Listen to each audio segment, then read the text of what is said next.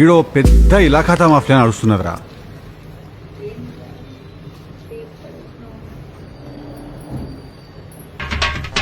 చిటికలే ఏం చేస్తారు మీరు?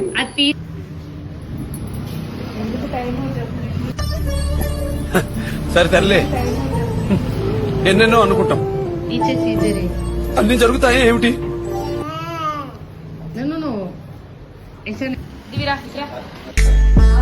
నువ్వేం అనుకోగానే వెయిటేజ్ దానికి ఎక్కువ ఉన్నది రాధిక. అది మానసికంగా బాగా డిస్టర్బ్ చేసింది నాకు, సైకలాజికల్లీ.